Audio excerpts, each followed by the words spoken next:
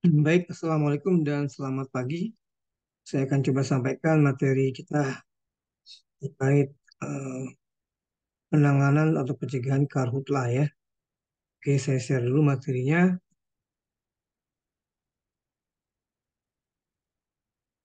Baik, jadi seperti yang kita ketahui bahwa ada empat ya, ada empat faktor yang bisa kita kawal, kita kontrol untuk kemudian eh, mencegah upaya-upaya terjadinya kebakaran hutan lahan di kawasan gambut khususnya ya, di kawasan gambut. Faktor pertama adalah iklim.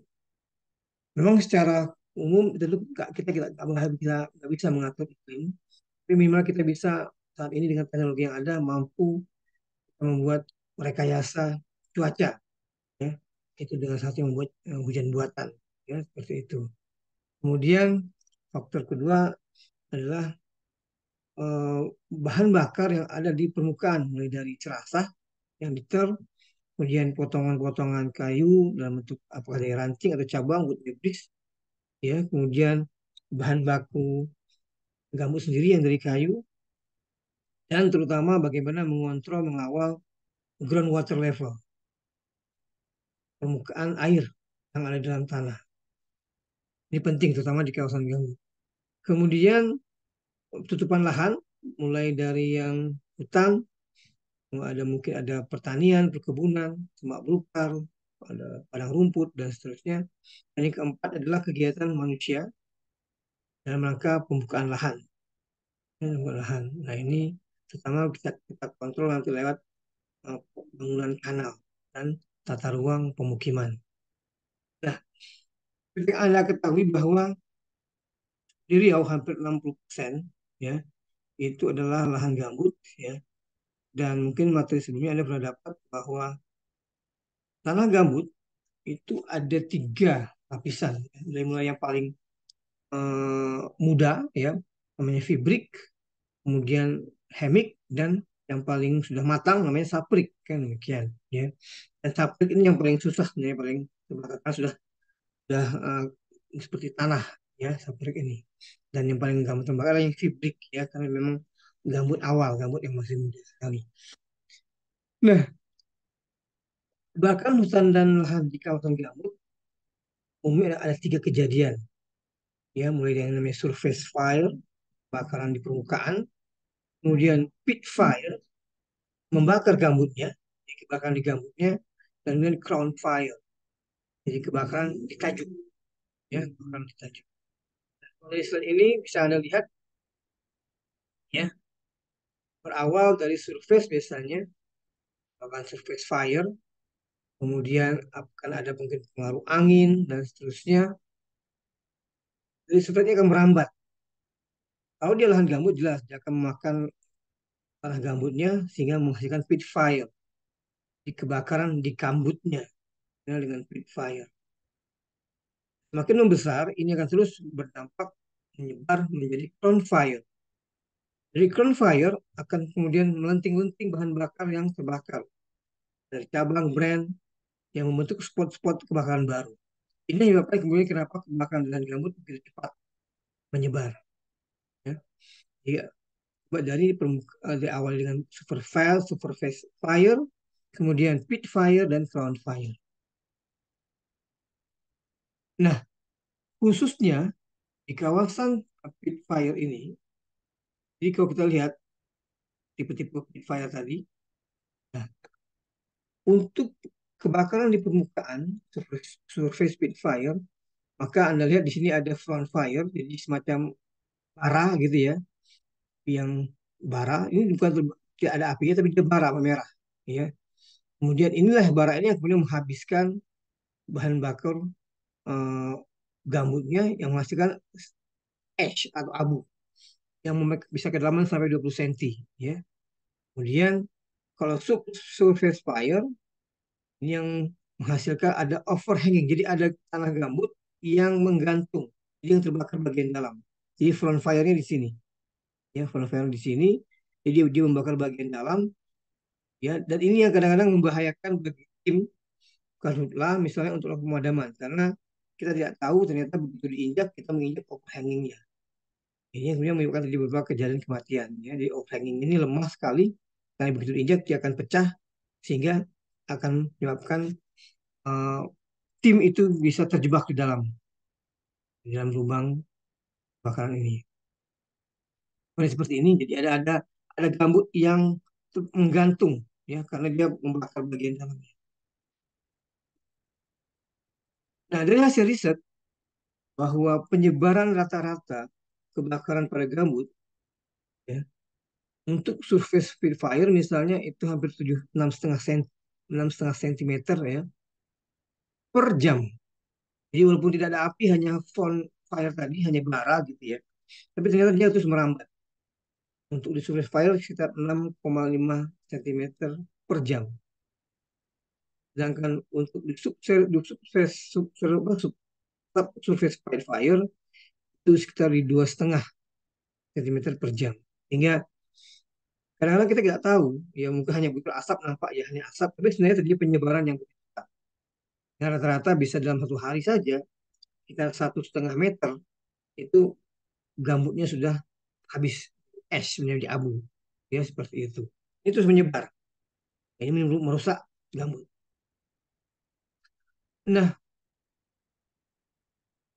fire ini walaupun tidak menghasilkan api ya, nampak api, tapi dia hanya berupa asap. Tapi ternyata efeknya apa? Kondisi eh, suhu kelembaban di sekitarnya menjadi berubah, yang menyebabkan dia merambat. Di dari hasil riset ini kita lihat bahwa fire itu pada gambut ya menyebabkan kedalaman gambutnya bisa habis menjadi ash, menjadi abu itu bisa 15 cm atau 20 cm tadi. Ya.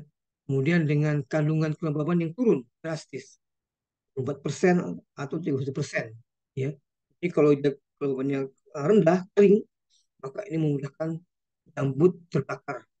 Gitu. Kemudian kalau dicek dari citra satelit, ternyata temperaturnya pun sangat tinggi. Ya. Jadi ini adalah temperatur permukaan gambut selama kejadian kebakaran. Bisa Anda lihat ada yang suhunya mencapai 300 derajat Celcius, 400 dan seterusnya. Nah, mungkin Anda pernah lihat ya bahwa uh, salah satu satelit yang digunakan untuk memantau hotspot yaitu NOAA. Di hotspot itu akan terpantau di citra satelit itu jika sudah mencapai kawasan 1 kilometer persegi, ya 1 kilometer persegi, berarti sekitar 100 hektar, ya seperti itu. Memang sangat sulit kalau sudah terbakar, ya karena gambut itu basah memerlukan, jadi 1 meter kubik gambut itu membutuhkan 400 liter air. Jadi dibayangkan kalau ada kawasan gambut terbakar 1 hektar, berapa kebutuhan air yang harus disediakan untuk memadamkan, ya. Karena memang kebutuhannya tinggi, 1 meter kubik gambut butuh 400 liter air supaya bisa padam, ya seperti itu. Nah ini efeknya kerusakan yang terjadi ketika jadi kebakaran di lahan gambut, ya, di ada kerusakan ya, yaitu bisa dikatakan loss by fire-nya bisa mencapai 80 cm kedalamannya, ya, hilang itu jadi es, menjadi abu, ya, dan rata-rata 56 cm. Jadi makanya kalau hujan kemudian dia tergenang abu, jadi bahan bakar yang habis walaupun tidak ada api, hanya asap, hanya fire, tapi bahan baku gambutnya habis. Jadi dia kalau kebakaran di tanah mineral ya, yang hanya menghabiskan bahan bakar di atasnya, di surface-nya aja, tanahnya tidak terbakar kan demikian. Nah ini beberapa data. Jadi sebenarnya untuk bisa timbulnya api, misalnya ignition point gitu ya, itu memang membutuhkan suhu yang cukup tinggi, ya. Jadi kalau front temperatur tadi itu bisa mencapai suhu 275 derajat Celcius, kan begitu ya.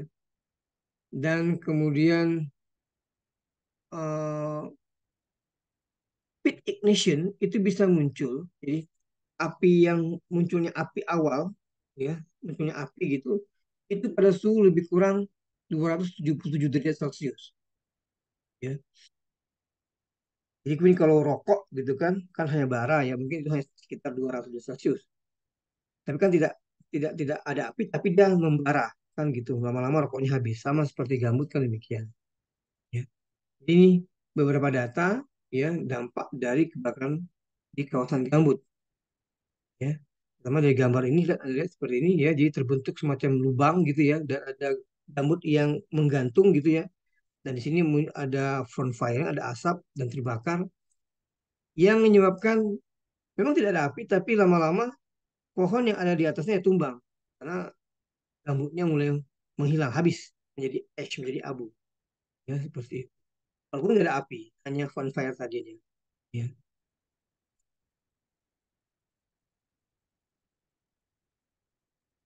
Nah,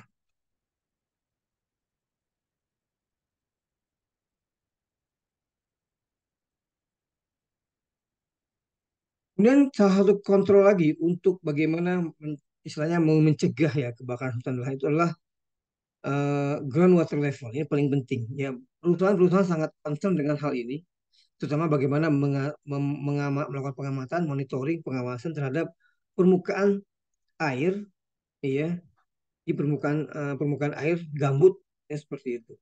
Nah, pada posisi 40 derajat, 40 cm ini titik kritisnya. Ya, ini titik kritis, di mana kalau ini berkurang, ya makin turun 60 80, maka bahan bakar gambut itu bisa besar dan sangat mudah terbakar kering. Jadi inilah pada titik kritis inilah sebenarnya yang perlu dikontrol, jangan sampai tanah gambut itu kering ya. Tapi juga jangan sampai tanah gambut itu juga kalau kita melakukan kegiatan pertanian, kehutanan di gambut juga nggak bisa tanahnya juga eh, tergenang kan demikian. Maka memang yang ideal itu di posisi 40 cm ini. Jadi diharapkan posisi ini bisa stabil kan gitu. Ya, walaupun memang kalau lihat datanya ini rata-rata kejadian surface fire, ya surface fire itu terjadi pada bulan Mei, Juni gitu ya. Itu memang sudah mulai turun permukaan water levelnya, ground water level sudah mulai turun ya. Nah, kemudian apalagi di kebakaran gambutnya di pit fire pada bulan Juni, Juli ya, Agustus, September itu memang kondisi permukaan tanah itu memang turun sekali. Memang pada itu kan musim kemarau ya. Dan ini titik kritikal. Makanya ketika gambut ini terbakar, biasanya tim itu akan apa ya, untuk pemadamannya ya memasukkan nozzle dari air pemadam itu ke dalam gambutnya sehingga supaya gambutnya basah. Itu tujuannya adalah untuk meningkatkan groundwater-nya kan supaya gambutnya basah. Tapi kalau gambut basah kan nggak terbakar. Ini titik kritiknya di posisi 40 cm. Nah, ini yang kemudian dikawal dengan membuka atau membangun kanal untuk menjaga supaya level groundwater level ini tetap di posisi 40 cm. Sehingga baik buat tanaman dan kebakaran hutan pada kawasan gambut juga bisa dicegah. Ya, seperti itu.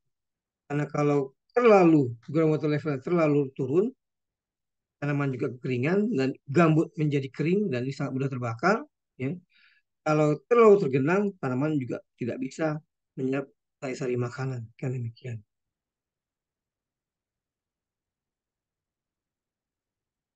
Nah, beberapa usaha untuk juga melakukan pencegahan adalah membentuk MPA, ya, masyarakat peduli api, ya, masyarakat peduli api yang kemudian mereka diberikan pelatihan, ya. Jadi biasanya di kelurahan itu ya membangun masyarakat peduli api, ya, tujuannya untuk mencegah kebakaran yang dilakukan oleh masyarakat setempat. Dan demikian. Ya. Kalau di perusahaan biasanya juga membentuk tim, ya, tim kebakaran lahan oleh perusahaan. Dan ini bukan bagi perusahaan penting sekali ya, karena mereka punya lahan itu adalah investasi, maka mereka bentuk juga tim-tim itu nanti artinya saya berikan. Ya.